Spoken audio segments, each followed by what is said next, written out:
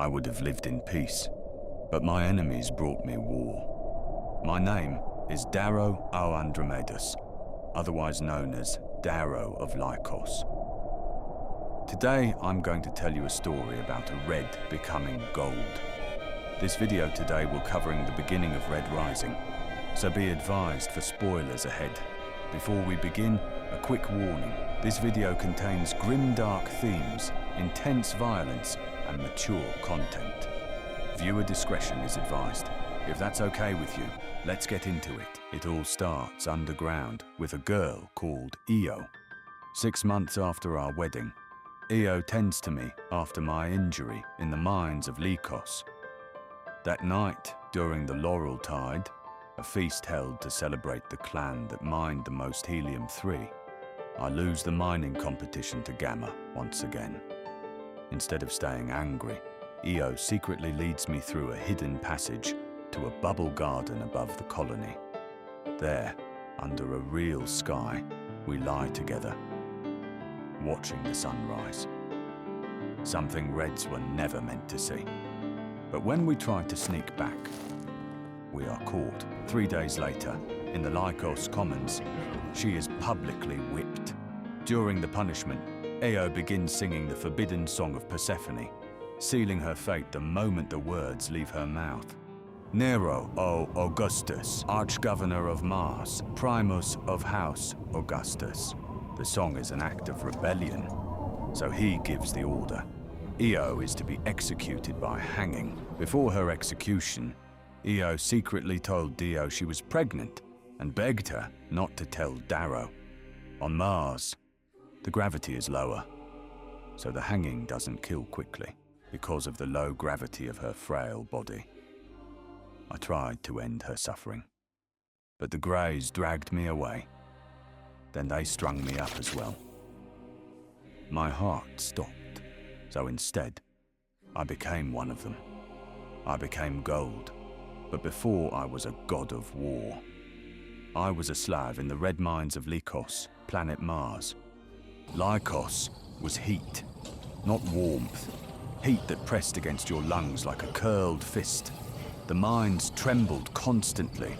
Claw drills screamed against rock, metal teeth biting into the red topsoil. The vibration traveled up your arms as I worked the drill. You felt it in your jaw and skull. After years, you could never truly let your guard down in the hollow abyss. Carelessness doesn't last in the mines. The reason behind all this trouble is helium-3 mined in gaseous form.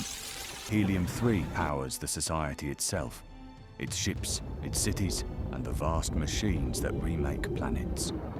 Broken down into 24 clans, each mining crew operates with 200 to 300 workers per shift.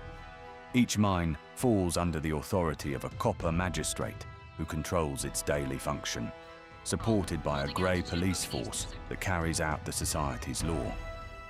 Any infraction is met with brutal discipline, imprisonment, beatings, lashings, or death, according to its severity. We were told our future children would be able to enjoy the surface one day. It was all a lie. Reds would often sing to pass the time. Sing so they wouldn't feel alone.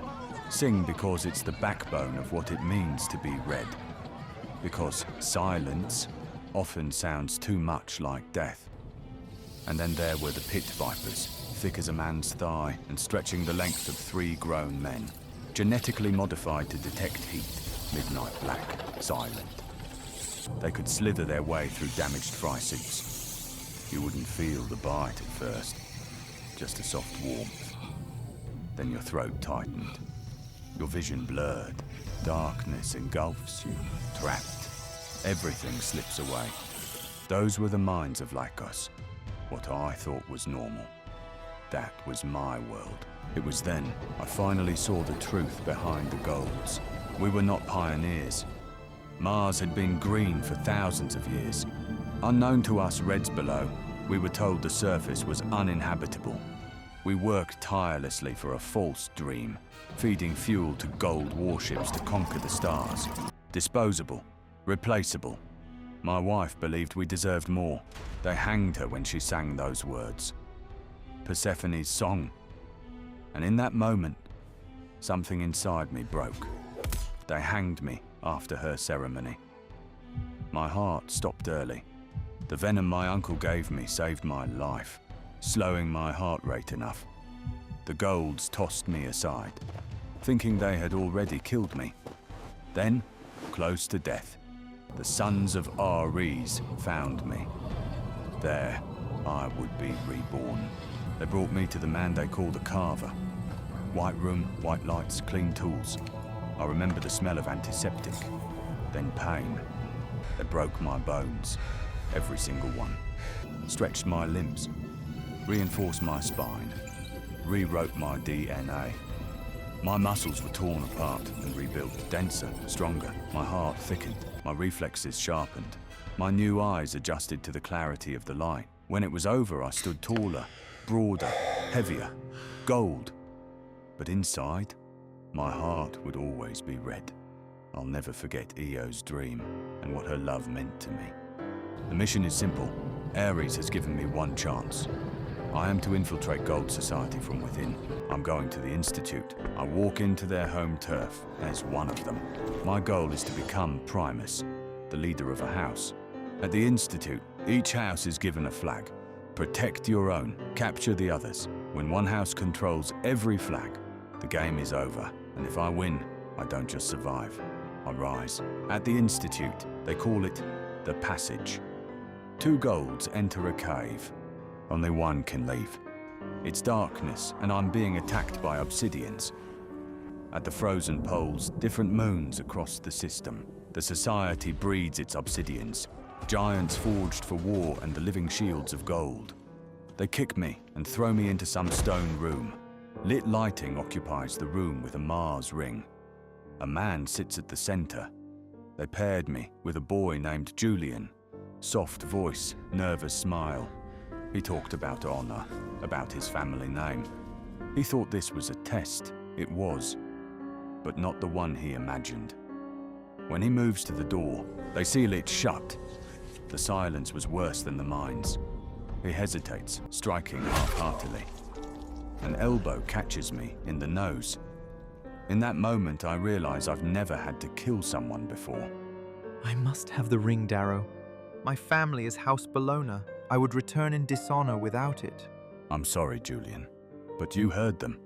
Only one can come out alive. We are 2 scared children fighting for our lives. The rage takes over.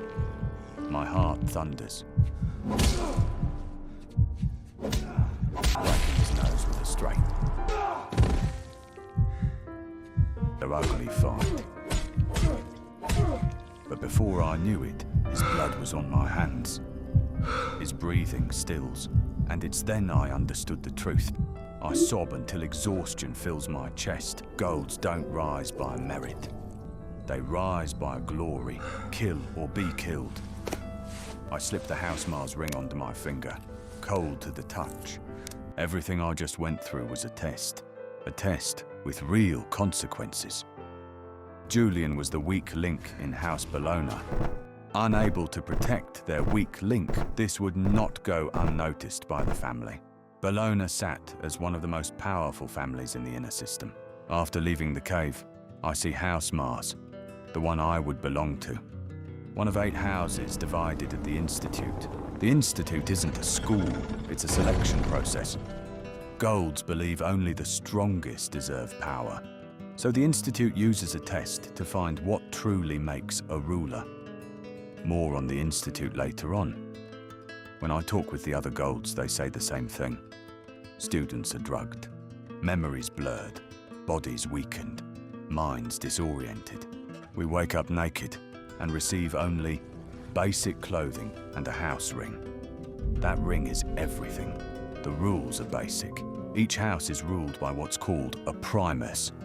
What the primus says is law in the house. You must fight. Combat is expected. Rings determine status. Take someone's ring, they become your slave. Lose your ring, you must obey your captor. Slavery is allowed, encouraged even. Captured students become servants, soldiers, or tools. Houses can invade castles. They can conquer territory. They can destroy each other. If an enemy steals your banner and returns it to their castle, your house falls. Your army becomes theirs. Because victory isn't about killing enemies. It's about turning them into weapons. The proctors, the golds watching us, almost never intervene. They only step in if someone cheats, someone dies by accident, a rule is broken. Otherwise, they watch, silently. When we get to House Mars, I meet Roque, D'Antonia, Titus, Servo, Quinn, and finally Julian's twin brother, Cassius. He still doesn't know. Every time he looks at me, I see the cave. He even starts calling me brother. I feel Julian's pulse fade under my grip. And I say nothing. Because these golds have no idea who I am. I am a red. A sheep in a wolf's cloak. We're overlooking a ridge with some others from House Mars when Antonia points out the supply dropship. Cassius looks at me. You ready? He bolts down the outcropping. I chase, knowing he deserves the company.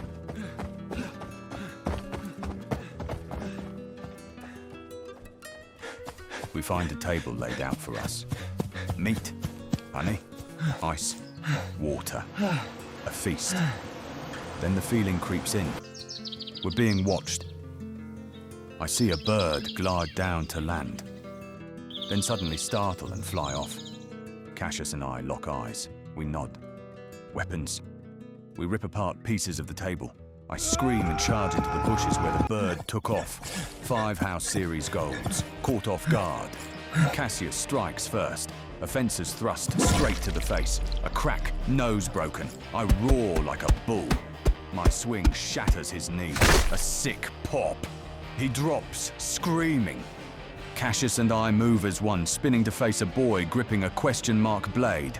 A sling blade meant for crops, not war.